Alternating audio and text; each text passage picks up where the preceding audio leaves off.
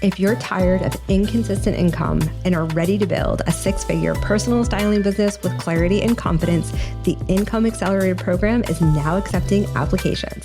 This unique hybrid program combines one-to-one coaching and feedback from me with weekly group calls, giving you tailored support and a collaborative community of other stylists at your level, unlike anything else out there for established personal stylists. There are only 7 spots available this round, so you are not going to want to wait to submit your application. And if you apply before February 14th, you'll get an exclusive bonus strategy call with me to focus on exactly what you need to maximize your results in the program. Ready to transform your styling business? Head to the show notes for the application and more information. Let's make this your most profitable year yet.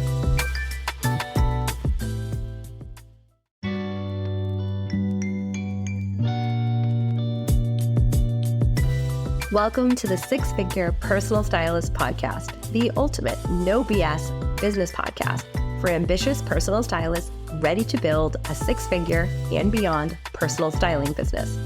You won't hear the typical snooze fest business advice that most personal stylists get told all of the time. Nope, instead I'll be sharing business building strategies that will help you create a killer personal brand, a cult following of loyal personal styling clients, and make a ton of cash while creating lasting style transformations for your clients. I'm Nicole Achi, your host and a former personal stylist of 14 years who built a lucrative styling business in 3 major cities, but only after spending years trying to crack the six-figure styling business code without burning out. And now I'm here to tell you how to do exactly the same. Let's get into it.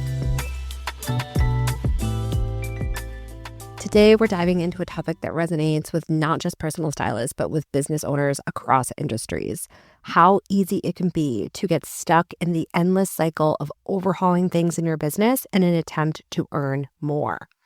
Recently, I stumbled upon some old notebooks from my early days as a stylist, and these notebooks were filled with plans, new services, website redesigns, and constant ideas for starting over fresh.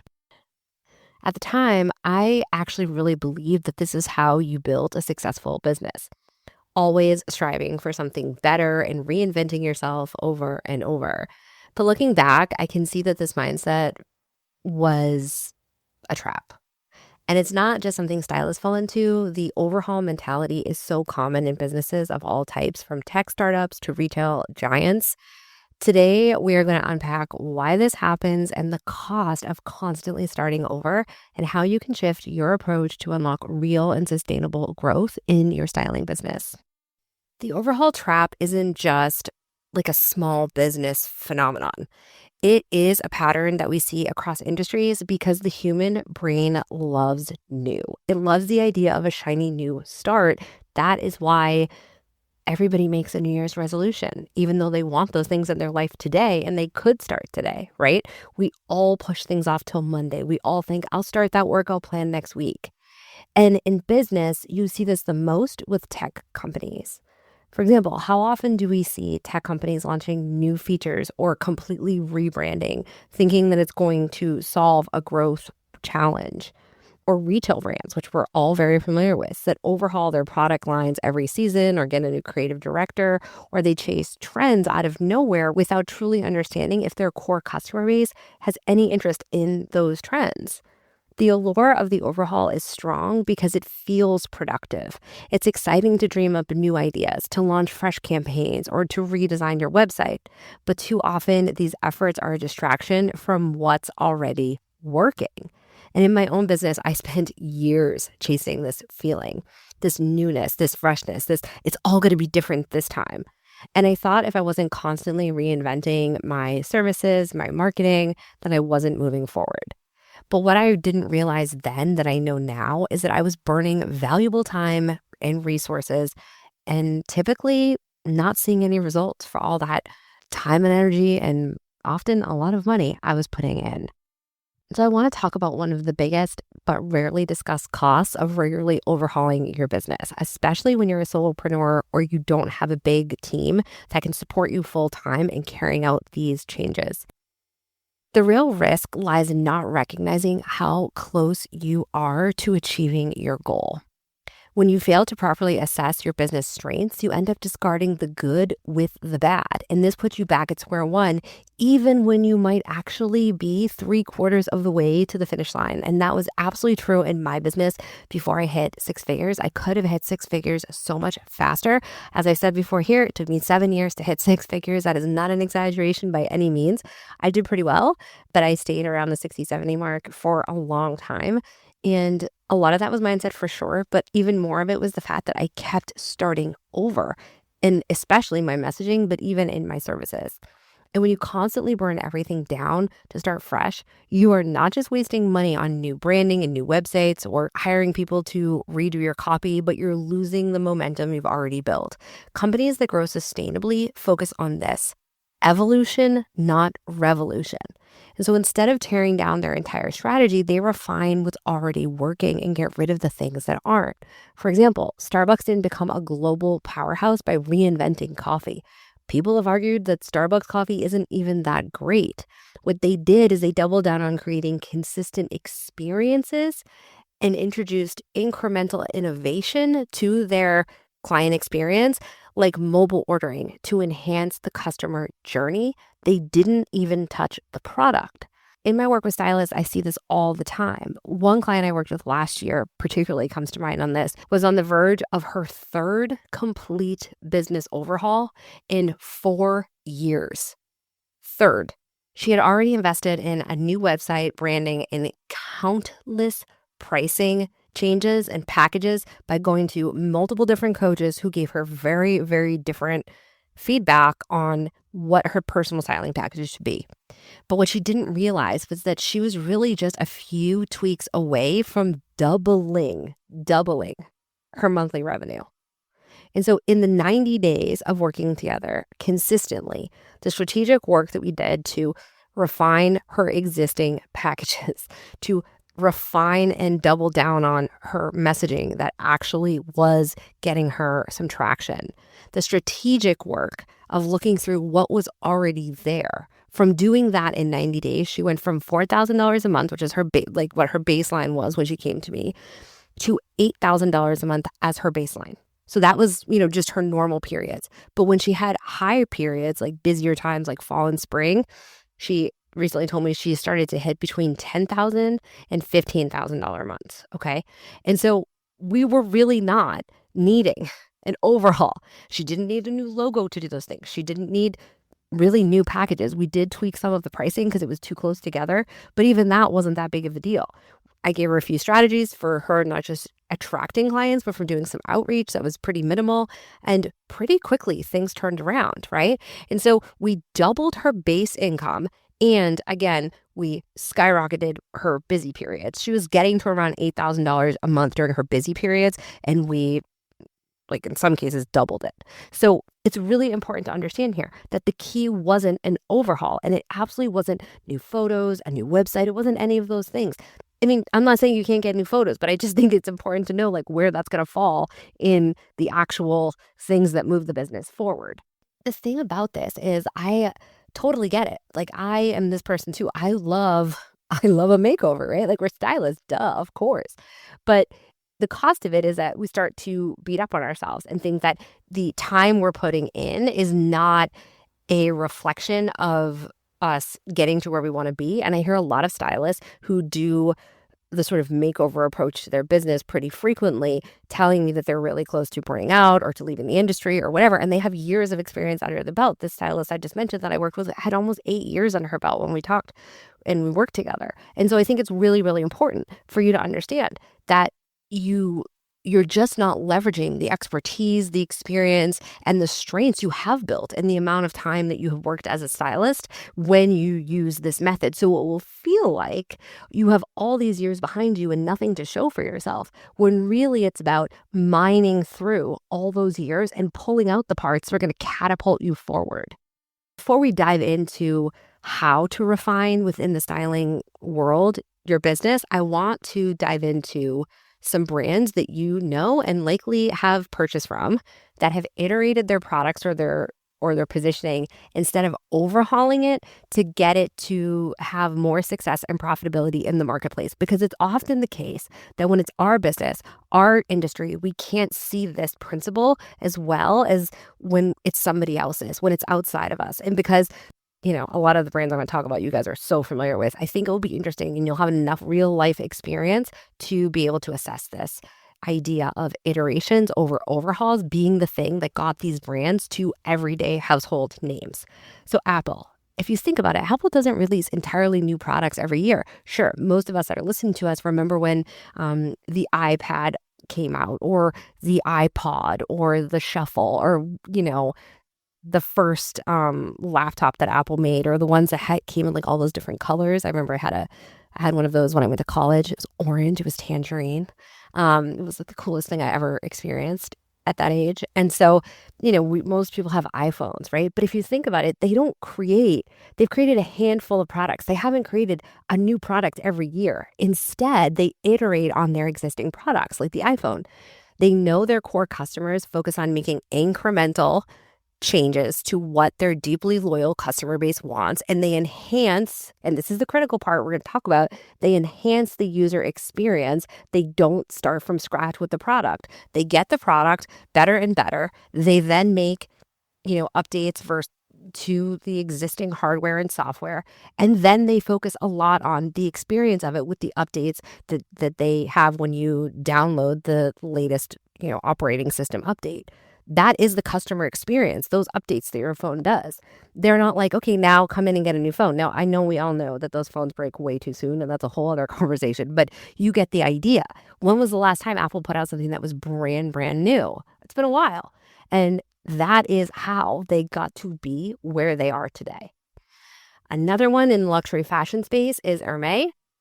And if you know them, they are not, they're not trend chasers. They have made their market and they have stayed in their lane. And instead of thinking like, okay, let's create runway shows that always have the latest and the greatest of, whatever's in trend, or constantly running with trend cycles, that's not their vibe. Instead, they double down on their brand story, their brand experience, the heritage, the craftsmanship, the timeless design. They don't keep changing their Birkin bag. They don't keep changing their Kelly bag. They may make it in new colors or whatever. They may iterate, but they don't redesign it. It's not like, oh, we're not going to have that one anymore.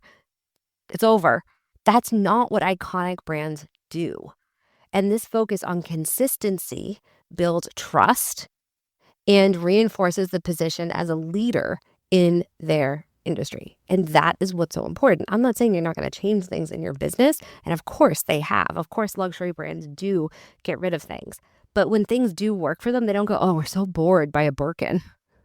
No way. They double down. They probably are sick of talking about the Birkin, right? They probably don't even think it's their best bag. I've heard that argument before from people. But the idea is that they made it more difficult to get. They made weightless. They created even more lore around it. They doubled down on their existing story as a brand and made it more sexy and attractive. They didn't try to write a new one.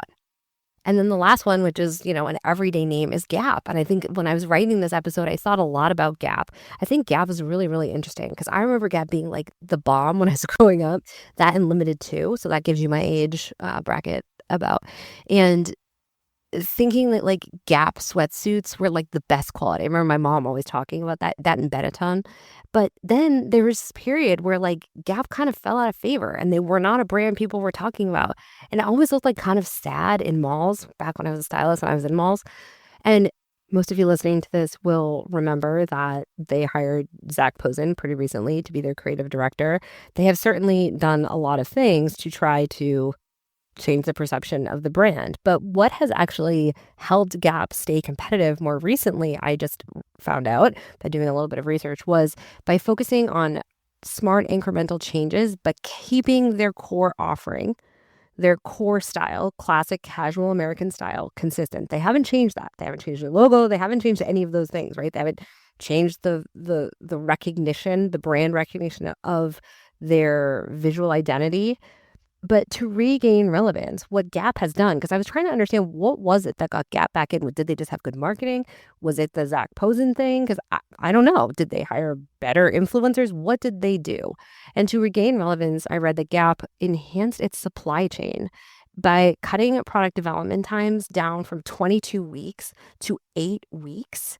They got back into favor in the retail space. And these refinements allowed them to respond faster to trends and to meet consumer expectations without overhauling their business, changing the kind of brand and the vibe of the store, and ensured that their staple products remain at the heart. So they're still known for the same thing, but somehow Gap does feel more relevant in the fashion industry. You'll see more pieces if you read actual magazines anymore. I still do.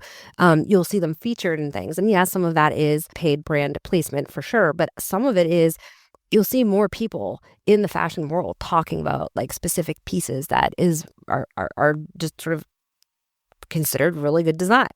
And what it was that Gap had such a long window to get their products out to the masses that they were kind of missing the mark, and they didn't have that back and forth with their customer base. So again, they went back to the client experience. They didn't change who they were. They went to their client base and they said, what is it that's happening? And people were like, it doesn't feel fresh. So in order to do that, they changed their supply chain. They didn't change they have changed their styles to a degree, but it's not like now they make tuxes or something, like they still make jeans and t-shirts. And I think that is really, really important example of these types of iterations, because we can all say we understand and see these things in Apple or May and Gap, but it's harder to see that sometimes in our own brand when it's so close to home.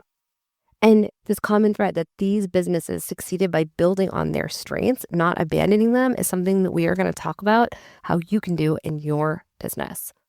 One of the first things that I teach at my Income Accelerator program is how to audit your business for small wins.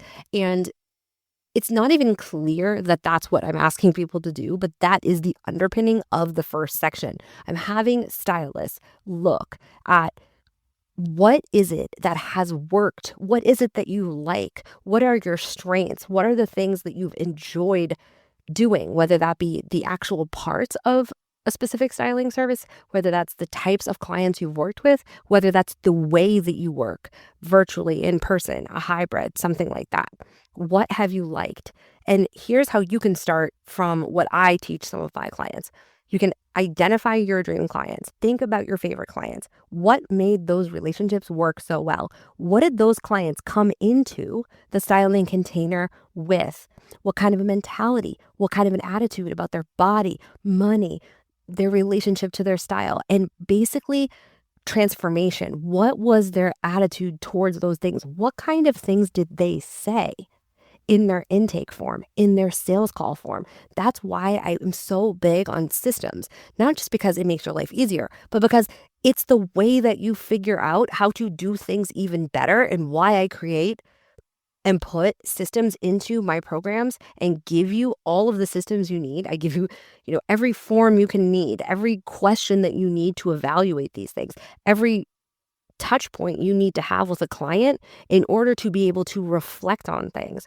Because one of the reasons why we burn things down, particularly when it comes to niches and services, is because we haven't actually captured things properly in our business to even keep track. I'm not saying you have to look at this every day. I certainly don't in my own business, but at least every quarter I go back and I say, who did I work with this year or this quarter, and how did it go? Or after every single launch, I do a launch debrief, right?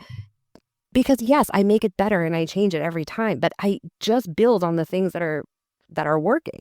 And the biggest place stylists throw out things and disregard things that are so, so important to the success of the business is in their clients, is in what their clients are saying to them before they hire them, when they hire them, at the end of the experience, so that you can be doing more of the things and saying more of the things that get and attract those people. You have all the data you need. You probably don't need a new service. You need to make the services you have better so you can make your marketing better, because everything in your business should go together. The next thing you want to do is you want to really pinpoint the strengths that you're bringing to the business. If there are parts of your process that you know you are amazing at, like I have some clients, and this I've talked about this here before, but it's so interesting to me. I think one of the most quote unquote controversial parts of being a stylist is like how people feel about the closet edit, right? I have always felt like it's an important part of the process, but like didn't love it. And so, but I have other people who are like, I live for a closet edit. If I can only do a one-off anything, it would be a closet edit. And I think those are the things that I see stylists telling me what they like, what what they want to do more and more of. But then they throw that out when it comes to building offers, or they shrink the things they enjoy down. And I think that's really whatever you enjoy is usually going to be a strength in your business. And we want to maximize that, not minimize it, nor do we want to, just disregard it altogether. And so that's another place that you can be thinking like, how can I make the things I do like even more impactful? How can I maybe do more of that in my business, whether it be with individual clients or it be, pulling that out and making that a part of a service, its own standalone service. There's a million ways you can do this, but really doubling down on the things you enjoy because they're likely the strengths that you're not even really giving yourself credit for. And then reflecting on the results. If you are seeing that there are certain ways that you get clients, but you're pushing to get clients in a whole other way. Or a good example of this is like, I see stylists that think they have to have a certain kind of freebie or a certain kind of opt-in, but they don't really think about like, I've created them in the past. Did I like get any results from those? They don't even know. They don't even know what all the things, all the marketing, all the messaging, all the things they put out, if any of it has actually led to a result, good or bad. And so you really want to go and look at the things that you have put out in the last 3 months, 6 months, the last year. What did you put out last year that you don't even know what the result is? Maybe you know how many likes you got, but you're not even clear that of the 30 sales calls that you had, you don't know which pieces of that content moved somebody to get on a sales call with you. You have no idea. And sometimes that's because we don't look at the right metrics. We look at likes and think, oh, that many people liked it. But we forget how many times somebody mentioned something in a sales call to us that we said that really resonated with them, or how many people saved a post or shared a post. That's actually more indicative of it making an impact on someone than a like. And so when you don't know the parameters of success and how you should be measuring them, you are more likely to throw things away instead of iterating on them. I see this a lot with waitlist programs. Lots of stylists launch a program, they get 2 or 3 people in there and they think they did a poor job. You didn't. You didn't. You probably have never launched anything before or had to fill a program like that. And it's not easy. It's a whole different skill set.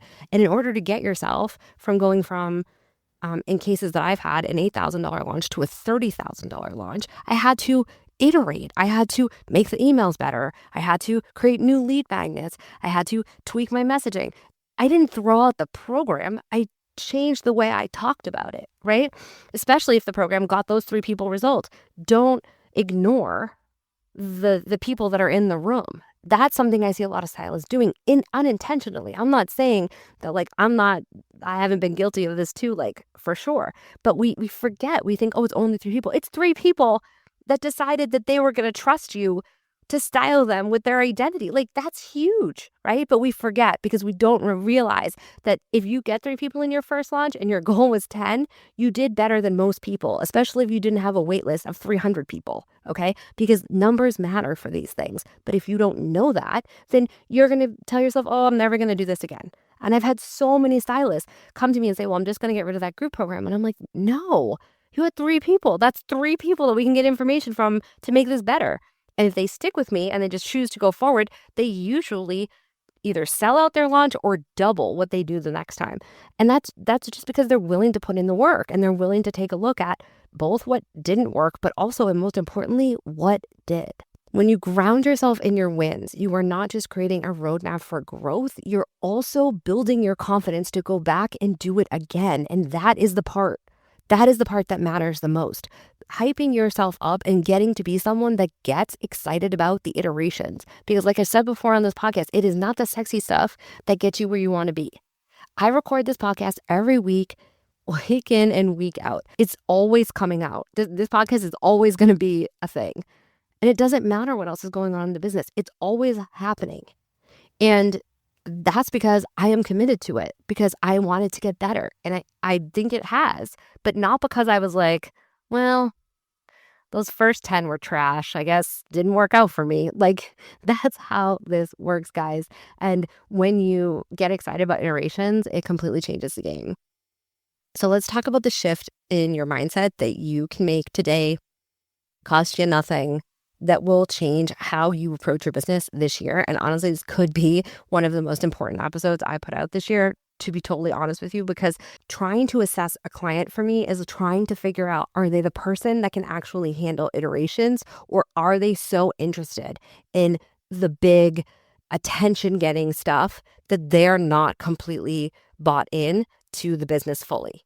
Because if you are truly bought into having other people get a full transformation, this is the work that it takes, because client experience is the thing, and creating messaging and marketing that hits people in their gut. So they're like, you're the person for me. This is the work that gets you to the true transformation.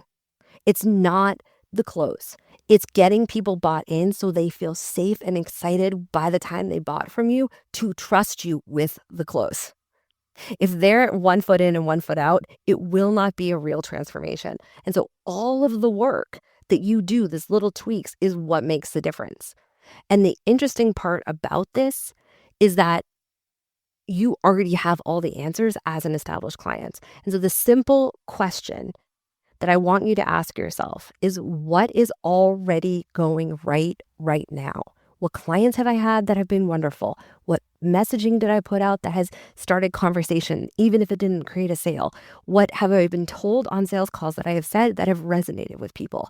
That is the focus I want you to be absolutely obsessed with. It doesn't matter what level you're at. I don't care if you're at 6 figures or at multiple 6 figures. This is the way I approach every client's business, because there's no other way to look at your business that both hypes you up psychologically and focuses on the client experience and the client in a way that produces profit. This is the fastest way I know to do it, because it keeps people energized. This simple question, what is already going right, is going to change the energy, like I just said, around your business, because when you focus on your strengths, you are not coming from a place of lack. Instead, you're building your business that is rooted in your unique talents and success. And the other secret to this, to be totally honest with you, if I'm being completely transparent, is the reason I like this approach is that nobody can leave my programs, because this is the approach of my programs, with the same messaging, the same services, the same niche, if you go about it this way. Because I have no interest in everybody looking the same in this industry. It's absolutely embarrassing, quite frankly, the extent to which that happens. So how do I create things that help people get results, but also don't create copycats of one another? I make some audit what works for them. And there's no way two businesses would be the same if this is what you're doing. So this is also going to help you get around looking like everybody else. This is what Harvard Business Review calls the strength-based approach to leadership. If you listen to the transformational and transactional episodes, this is aligned with that view of transformational leadership. Part of transformational leadership is strengths-based approach to leading people. And that's what transformational styling and that whole definition that I gave you came from. I borrowed it from that model of leadership. I've said before, I didn't make up the transformational definition. I just applied it to styling. And that's why I am a believer in iterations and not overhauls now. Because when I saw the research and I saw the data, I was like, oh, it's very clear why it doesn't work to completely overhaul. And it also makes a whole lot of sense when you're a transformational stylist. This is a bit of a tangent, but when you take this approach to your business, it's really easy to also take this approach to your styling container. And I'm going to be talking more about how to be a really solid transformational stylist. But please know that everything that I'm talking about here, this approach, is something you could also use with your clients and have them start with what they like and what's working instead of what they hate about themselves or what isn't working. And one of the biggest lessons that I have learned, and something that, again, I feel so strongly about stylists that I work with getting, is that client retention is your golden ticket to consistent income. And so your existing clients are more likely to give you honest feedback about why they hired you and why they love working with you. So get into those conversations this year, make it a priority, because that feedback is invaluable for refining your services and creating a client experience that keeps people coming back and iterates on what's already working. Companies like Amazon and Netflix don't achieve success by constantly chasing new customers. They focus on retaining their existing ones by creating seamless, personalized experience and putting out new content inside the container for the people that have already hired them, right? Those new dopamine hits. Same thing in your business. You can do the same as a stylist, because when you build your business around the clients who are already loving what you do, instead of focusing on the people that aren't hiring you yet, or the people on social media who are not talking to you when you post something, not only are you going to increase your retention, right, of the clients that you love, but you're creating like brand advocates who are going to refer you and act like your very own sales force because you ask them something as simple as, what did you like about this experience? Like, guys, this is not rocket science, but if you slow down and stop burning everything down, you are going to be shocked at how fast and how far you can go. If this method of improving your business really resonates with you, I want to invite you to consider joining me in my next Income Accelerator program. This program is designed for you to break free from this overhaul cycle and build a business that feels authentic, sustainable, and is successful, and quite frankly, is unique. It's a highly personalized program with a very, very strong one-to-one component. We talk every week one-on-one. There's also a group component to help you hear what other stylists are thinking and to actually experience how unique you are, because when you see other people talking about these things in their business, you realize you don't have as much competition as you think because everyone's so different. And this is the method that has helped so many of the stylists I've worked with get to the next level. And because of the hands-on nature of the program and how much insight I give into your business specifically, it is now an application-only program. And so spots are limited. And if you're ready to take this approach to your business and just like feel amped up because you're looking at your successes, not your failures, then please head to the link in the show notes and fill out an application, and I will be in touch. I strongly suspect that if you are an established personal stylist listening to this, and this idea that you have enough experience behind you to collect your wins and iterate on those to get to your next level feels good to you and really resonates, then you are not as far away from whatever income goals that you want to hit as you think you are. And so I just want to leave you with this. It is not about starting over. It is always about refining what is already working if you can just slow down enough and remember that the dopamine hit of overhauling things is never going to give you the sustained results and the success that you started this business for. It's fun. It seems great. It seems exciting. It seems like putting on a new outfit, but it's not, because we're dealing with other people, and that's complex. So we need to build on our wins so that we can consistently win. Thank you for spending this time with me today. Until next time, keep focusing on those wins. Thank you so much for hanging out with me. It turns out that social proof is actually pretty important. So if you could help me out, I'd so appreciate it.